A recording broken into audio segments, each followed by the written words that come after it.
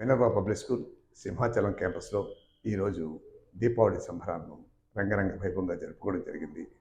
దీపావళి యొక్క ప్రాముఖ్యతను అధ్యాపకులు, ప్రిన్సిపాల్ అట్లాగే విద్యార్థులు తెలియజేసిన తర్వాత ఆ బాణసంచా కాల్చే ఆ విధానం ఇదంతా కూడా వ్యక్తి నిర్మాణ విద్య అనే లక్ష్యంలో ఒక యాక్టివిటీగా ఈ రోజున అది చూపించడం జరిగింది. మరొక్కసారి మినర్వా విద్యార్థుల తల్లిదండ్రులకు అట్లాగే బోధి ప్రేక్షకులకు, మిత్రులకు అందరికీ కూడా దీపావళి శుభాకాంక్షలతో ఇప్పుడు మా చిన్నారులు మినర్వా కుటుంబ సభ్యుల యొక్క హావభావాలను తిలకించండి. వాటి యొక్క ప్రత్యేకతను చెప్పడం ద్వారా దీపావళి పండుగ మనకి ఈ రోజే వచ్చింది. భారతీయ సంస్కృతిలో ప్రధానమైన పండుగ, మతాలకు అతీతంగా జరుపుకునే పండుగ దీపావళి పండుగ. అందరూ ఆనందంగా, సంతోషంగా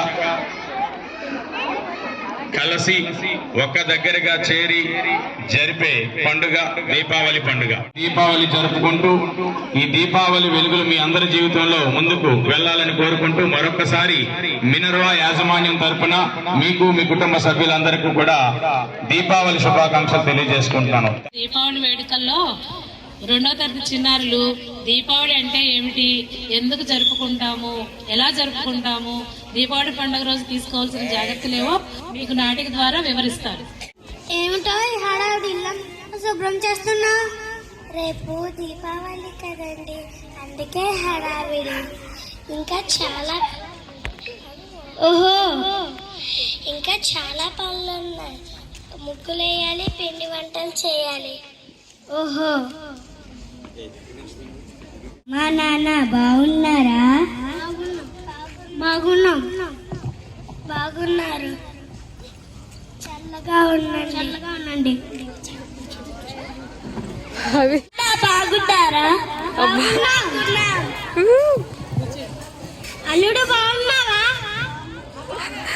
చల్లగా ఉండండి. ఈరోజే మన ఇంటికి దీపావళి వచ్చేసింది కదండి. అవునవును. ఏమిటి నాన్నగారు? దీపావళి అంటే దీపాల వరస, వెలుగుల పండగ. హిందువులు జరుపుకునే ముఖ్యమైన పండుగలో దీపావళి ఒక్కటి. దీపావళి ఎప్పుడు వస్తుంది నాన్నగారు? దీపావళి పండుగ ఆశ్వీజ బహుళ అమావాస్య నాడు వస్తుంది. ఇది చెడు మీద మంచి సాధించిన విజయం. దీపావళి అంటే ఎందుకు జరుగుతుంది? నరకాసురుడు అనే రాక్షసుడు ప్రజల్ని హింసించగా ప్రజల బాధని తట్టుకోలేక శ్రీకృష్ణుని ప్రార్థించగా సత్యభామ నరకాసురుడు అనే రాక్షసుని సంహరించగా నరకాసురుడు అనే రాక్షసుడు సంహరించిన రోజు నరక చతుర్దశిగా జరుపుకుంటారు. మరనాడు ప్రజలందరూ కలిసి దీపాలు పెట్టి దీపావళి జరుపుకుంటారు. అంతేకాదు ఇంకొక కథ కూడా ఉంది. వనవాసం 14 సంవత్సరాలు పూర్తి చేసుకొని రాముడు, సీత, లక్ష్మణుడు అయోధ్యకు తిరిగి వచ్చారు. ఆ రాజు ప్రజలు ఆనందంతో మట్టి ప్రమిదల్లో తిరిగిచ్చారు. వారికి స్వాగతం పలికారు. మనం దీపావళి పండుగ ఆ రోజు జరుపుకుంటాము. దీపావళిని ఎలా జరుపుకుంటారు? దీపావళి రోజు పొద్దున్న లేచి తలస్నానం చేసుకొని కొత్త బట్టలు వేసుకుంటాం. బంధువులతో కలిసి పిండి వంటలతో భోజనం చేస్తాం. ఆ రోజు సాయంత్రం పూట లక్ష్మీదేవి పూజ చేస్తాం. దీపాలు వెలిగిస్తాం. టపాసులు కాలుస్తాం. మాస్టారు వచ్చి కూర్చోండి. అందరికీ దీపావళి శుభాకాంక్షలు. మీకు కూడా దీపావళి శుభాకాంక్షలు.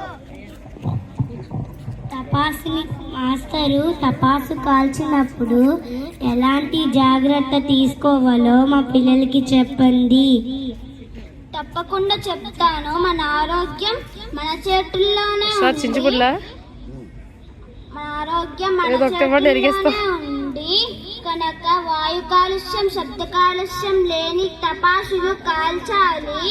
తప్పనిసరిగా చెప్పులు వేసుకోవాలి. నీటిని అందుబాటులో ఉంచుకోవాలి.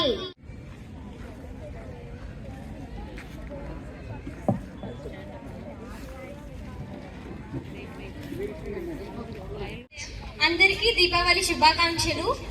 దీపావళి అంటే ఏదో బాంబులు కాల్చేసి వెళ్ళిపోవడం కాదు. మన మనస్ఫూర్తిగా దేవుడిని స్మరిస్తూ మనకి మంచి చదువు రావాలని కోరుకుంటూ ఏ ప్రమాదం లేకుండా జరుపుకోవడమే దీపావళి, అసలైన దీపావళి. ఏదైనా ప్రమాదం వచ్చి ఏదైనా జరిగితే అది అసలైన దీపావళిగా సంతోషిస్తూ ఉండలేము. ఏదో ఒక బాధతోనే ఉండాలి. అందుకే జాగ్రత్తగా ఏవైనా చేసుకోవాలన్నా జాగ్రత్తగా ఉండాలి. మరొకసారి అందరికీ దీపావళి శుభాకాంక్షలు. ధన్యవాదాలు. Happy Deepavali to all. Diwali మనం జరుపుకుంటున్నామన్న సంగతి తెలుగు మేడం చెప్పారు ఆల్రెడీ. వరాహ రూపంలో ఉండేటువంటి విష్ణుమూర్తి భూదేవికి కలిగిన సంతానం నరకాసురుడని, ఆయన్ని వధించడానికి మళ్ళీ విష్ణుమూర్తి కృష్ణావతారం ఎత్తి సత్యభామతో సంహారం జరిగింది. ఎందుకంటే ఆయనకు ఒక వరం ఉండేదన్నమాట, నా తల్లి చేత తప్ప ఇంకెవరి చేతిలో నేను చావకూడదు అని. ఆయన బాధను భరించలేక ప్రజలందరూ విష్ణుమూర్తిని ప్రార్థించడం వల్ల ఆయన కృష్ణావతారం ఎత్తి భూదేవి సత్యభామ అవతారం ఎత్తి ఆయన్ని వధించాల్సి వచ్చింది. అంటే కన్న కొడుకైనా సరే రాక్షసుడైతే వధిస్తారనమాట. అది మనం అప్పుడే తెలుసుకున్నాం.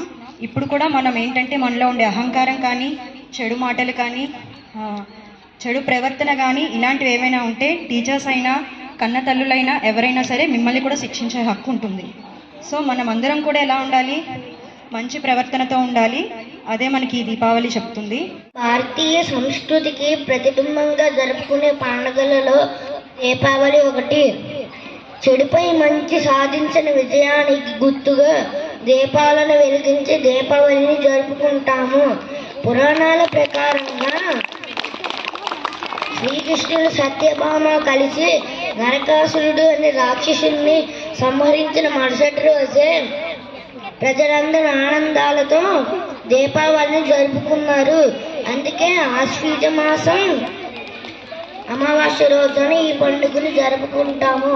ఈ అవకాశం ఇచ్చినందుకు మీ అందరికీ నా ధన్యవాదములు.